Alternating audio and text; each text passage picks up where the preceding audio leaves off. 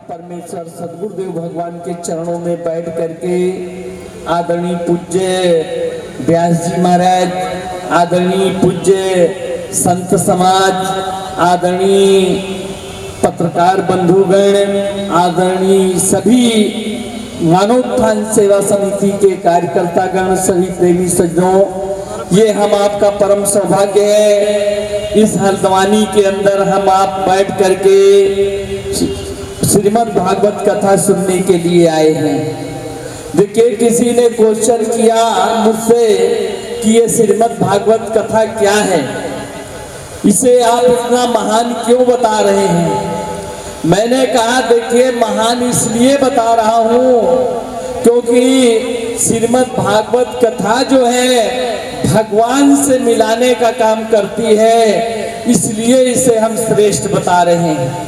कहने लगे कैसे भगवान को मिलाती है, तो मैंने कहा भाई देखिए, भगवान श्री कृष्ण महाराज ने अर्जुन को सुनाया। पहले अर्जुन खूब सुना, लेकिन उसकी बात समझ में नहीं आती है और वह मित्र, सखा, बंधु सब कुछ कहता रहा, लेकिन जब भगवान श्री कृष्ण महाराज ने उस परम तत्व का प्रैक्टिकल बोध कराया, जो अर्जुन जो है भगवान को बंधु, सखा, मित्र, रिश्ते, नातेदार कह रहा था, वही भगवान के चरणों में समर्पित हो गया, लेर दंडवत प्रणाम करता है और भगवान से क्षमा याचना मांगने लगा कि हे प्रभु, मुझे क्षमा कर देना और मैं आपको न जानने के कारण, अज्ञानता के वशीभूत हो करके मैं आपको मित्र, सखा, बंधु सब कुछ कहता रहा, लेकिन आप देवों के भी महादेव हो।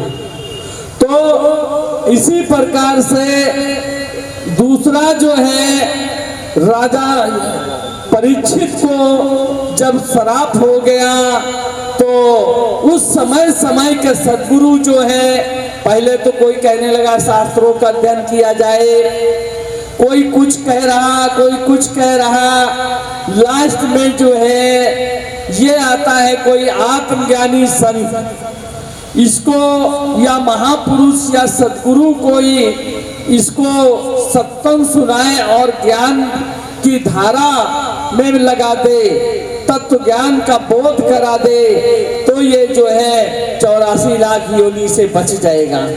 तो सुखदेव मुनि ने जो है जब बुलाया गया तो राजा परीक्षित को जो है भागवत कथा सुनाया और उसके बाद उनको प्रैक्टिकल भगवान का जो वास्तविक नाम है उसका बोध कराया।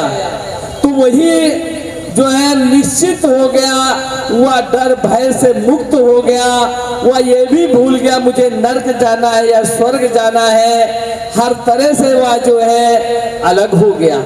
तो ऐसे ही देखिए हमारे बीच में श्री व्यास जी महाराज, जो कि जहाँ के विषय में आता है कि झांसी गले की फांसी, दतिया गले का हार, ललितपुर जब तक न छोड़ियो जब तक मिले उधार। एक कहावत कही जाती है, आप कभी झांसी के झांसी का किला जो देखने गए होंगे, वहाँ जो गाइड है वह सुनाता है, क्योंकि मैं जब गया तो खूब यही सुना के हंसाता रहा।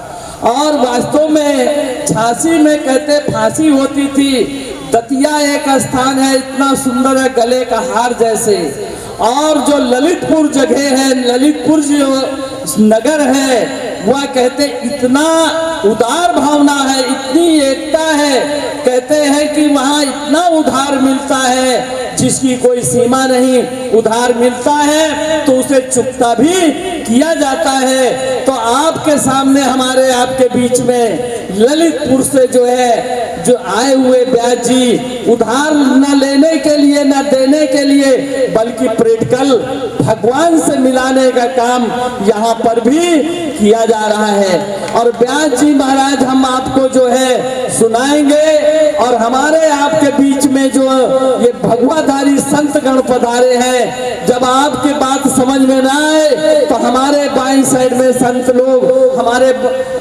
दाहिने साइड में भी बाई जी, बाईं साइड में पूज्य महात्मा जी गण बैठे हैं, इनसे पूछ लीजिएगा वास्तव में भगवान क्या है। दुनिया भगवान की महिमा सुनाती है लेकिन कोई प्रैक्टिकल नहीं करा सकता है कि भगवान क्या है। भगवान कोई शरीर नहीं होता है, भगवान एक निराकार शक्ति है। निराकार शक्ति का दिग्दर्शन कराने का काम जिस प्रकार से माचिस की डिब्बी के अंदर निराकार अग्नि है, वह न कभी घर जलाती है न कभी अग्नि, लेकिन उसी के अंदर से जब प्रकट होती है तो सब कुछ काम कर सकती जो अग्नि शिकारी होते हैं। तो ऐसे ही निराकार परमात्मा हम आपके अंदर विद्यमान है, उसको प्रैक्टिकल दिखाने के लिए हम आपके बीच में साधु संत लोग पधारे हैं। तो आइए मैं यही कहना चाहूंगा, जब ये भागवत महापुराण कथा समझ में ना आए तो इन साधु संतों से पूछ लेना कि भगवान क्या है और कैसे देखा जा सकता है, कैसे प्राप्त किया जा सकता है। क्योंकि अगर भगवान, लोग कहते भगवान देखा ही नहीं जा सकता, भगवान तो निराकार शक्ति है, लेकिन अगर भगवान देखा नहीं जाता तो उसके रूप की वंदना क्यों की जाती है। आप हम परम प्रकाश रूप दिन रात्रि रामायण के अंदर पढ़ रहे हैं, सुन रहे हैं, तो आखिर क्यों उसके रूप की वंदना कर रहे हैं। जिसने देखा उसने लिखा। अगर हम आपके इतने बढ़िया व्यास जी आए, अगर हम आप कभी ना देखते, अगर सामने आए, अब कभी भी आपको ये पता चले कि अक्टूबर में भागवत हुई थी, कौन कैसे थे व्यास जी, तो बाहर जगत से तो आप वर्णन कर ही सकते, ऐसे थे, लंबे थे, चौड़े थे, तगड़े थे, मोटे थे। अगर आप देखते नहीं तो रूप की वंदना नहीं कर सकते थे। ठीक इसी प्रकार से रूप की भगवान के वंदना है, तो इसका मतलब भगवान देखा जाता है। और भगवान को जब तक देखा नहीं जाएगा तब तक भगवान कहने मात्र से भगवान की प्राप्ति नहीं होगी। तो यहाँ कहा सुनी की है नहीं। कल एक सज्जन आए, महात्मा जी से कुछ क्वेश्चन किया तो बड़ा प्यार से हमारे पूज्य महात्मा सतबोधानंद जी ने जवाब दिया। उन्होंने कहा कि यहाँ तो कहा सुनी की है नहीं, देखा देखी कछ बात, दूल्हा दुल्हन मिल गई तो फीकी पड़ी बारात। जब तक बारात सजती धोजती खूब है, जब तक दूल्हा दुल्हन की भावर नहीं पड़ जाती है, और जैसे भावर पड़ी तो सब अपने अपने घर को चले जाते हैं, बारात फीकी पड़ जाती है। ऐसे ही कहते हैं जब परम पिता परमेश्वर से जब जीव का मिलन हो जाता है तो संसार रूपी बारात फीकी लगने लगती है। जब यह बारात तभी तक दिखाई अच्छी देती है जब तक परम पिता परमेश्वर का मिलन नहीं होता है। तो कहने का मतलब यही है कि आइए हम आपके बीच में, बड़ा सुंदर अवसर मिला हुआ है, सुंदर अवसर शायद कभी जीवन में आए। इससे अच्छा मौसम समय जो आपको आज का मिल रहा है, इससे शायद ही अच्छा कभी आए। तो कहने का मतलब यही है कि पहले भागवत को सुनिए, सुनने के बाद में इसको प्रैक्टिकल जीवन में उतारने का साधु संत लोग यहाँ विराजमान हैं, उनसे पूछिए, प्रैक्टिकल भी आपको कराया जाएगा। तो कहने का मतलब ज्यादा ना मैं अपना कहते हुए, क्योंकि हम आप सभी लोग भागवत कथा सुनने के लिए व्यास जी के मुखारबिंद से हम सब लोग पधारे हैं। तो आइए कहते हैं कि रावी की रवानगी बदलेगी, रावी की रवानगी बदलेगी, सतलुज का मुहाना बदलेगा।